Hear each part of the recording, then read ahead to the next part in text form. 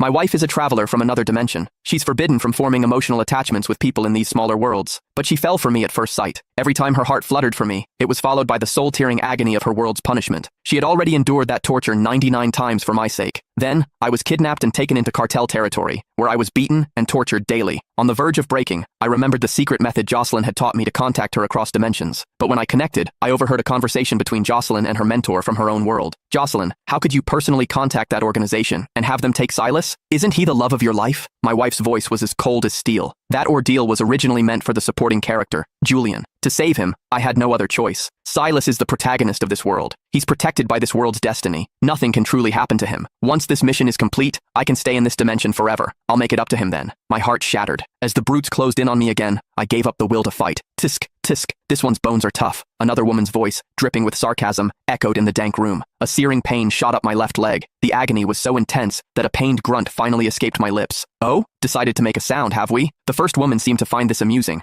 I forced my eyes open. The woman leaning over me was caked in garish makeup, her face twisted with a sick excitement. She brandished a red-hot iron rod in front of my face, then shoved it violently into my chest. Ah! I screamed. It felt like my insides were boiling, the burning sensation spreading through every nerve in my body. That's more like it. It's no fun if you don't scream, the woman cackled, satisfied. She then pressed the rod against the other side of my chest. I clenched my jaw, fighting to stay silent. I knew the more I struggled, the more they enjoyed it. All I could do was endure, praying for it to end. They'd already severed the tendons in my wrists and ankles. I was nothing but a broken toy for them to abuse. Which number is this? Have we used 8 different instruments yet? It was Jocelyn's voice, clear and crisp as always, coming through the connection. This is the 7th. Does it really have to be so exact? Her mentor asked, a hint of pity in her tone. You know Silas was the one who saved you back then. Why are you so determined to repay this debt to Julian? My eyelashes trembled. During that landslide years ago, I was the one who clawed through the rubble to dig her out. I carried her to safety before collapsing from exhaustion. When I woke up, she insisted that Julian was her savior. No matter how I tried to explain, she wouldn't believe me. It turns out, it wasn't that she didn't believe me. She was doing it on purpose. Marrying Silas already betrayed Julian's devotion to me. I don't want him to suffer through this too, Jocelyn said. If a man goes through something like this, his life is ruined. Jocelyn sighed, her voice filled with a hollow guilt. Lying on the filthy plank of wood, I laughed until tears streamed down my face. She knew this would ruin a man's life, yet she was still so heartless. She claimed to love me, but she was the one who pushed me into this hell. Did her betrayal not count? A sharp pain erupted in my abdomen. I gasped for air, but all that came out was blood. One of the men across the room yelled in panic. What's wrong with him? Is he dying? Her mentor's voice grew tense. Jocelyn, Silas is fading.